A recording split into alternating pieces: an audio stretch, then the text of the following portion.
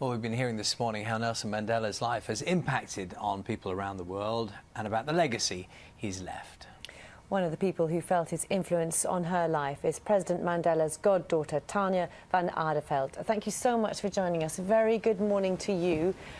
And so many people paying tribute to him. How do you best remember him? Gosh, well, I mean, he has left us the most incredible legacy, which really was all about dignity and opportunity and choice for all South Africans, and you know, clearly that is something that he has achieved in his lifetime. Yes, and I noticed as you were talking to us, we're seeing the flowers behind you and people walking past, paying their own respects. He was a man, you had a personal link to him, but he's a man who impacted on so many people's lives. Many people who've never met him were never likely to meet him. Absolutely, and you know, my greatest wish is that actually in, you know, his passing, that message will carry on through the next generation. What an extraordinary man, and somebody that we're all blessed to have actually known about and know of. And I know that last night, you, like many other people, were watching the premiere of this film about him, Long Walk to Freedom. Just tell us about the moment when you were all told as well what had happened while you were watching the film. Well, it was just the most extraordinary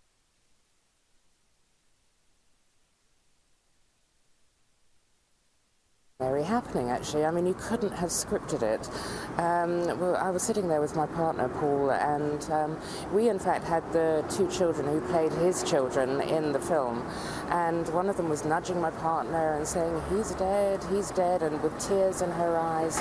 And, you know, nobody could actually really believe this, but there was a bit of a hum going around the auditorium. And then right at the end, I mean, there was the most fantastic standing ovation.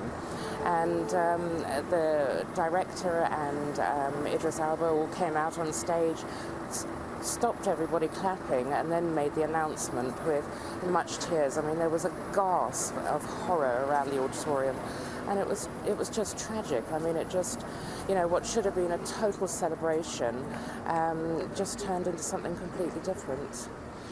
Tanya, your personal link, you're Nelson Mandela's goddaughter because your father was on trial alongside Nelson Mandela. Your father was a lawyer.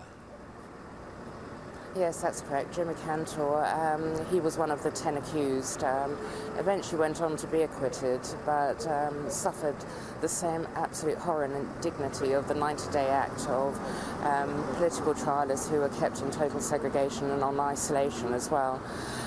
They were very, very keen to turn my father into a state witness, and fortunately he was not having any of that, and they knew each other fairly well because both being lawyers, of course. Mandela was clearly a lawyer.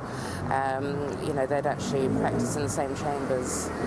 So yes, I was busy being born at the time, and my father actually passed a note down the dock to Mandela to say, you know, as an adjunct to more dubious posts you've held, Barbara and I would like you to do this, the honour of being our baby's godfather. And he actually wrote a note and sent it back down the dock to say, the honour would be all mine, and then they dare not hang me.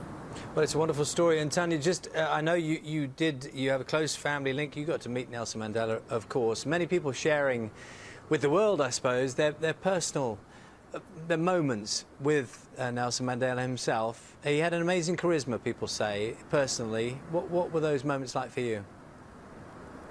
It was extraordinary, to be honest with you.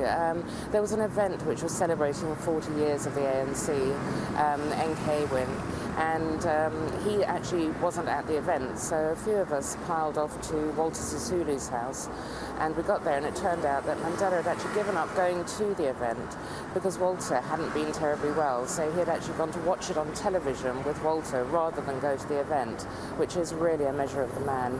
And I was introduced to him by Joel Joffrey's wife, now Lord Joffrey obviously, and he actually stood up, bear hugged me and said, "I've waited so long to meet you."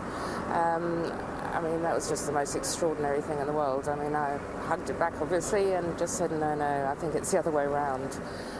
We then chatted for about an hour or so, and it was just all about me. what an extraordinary man, huge charisma, and I just feel so blessed to have actually met him.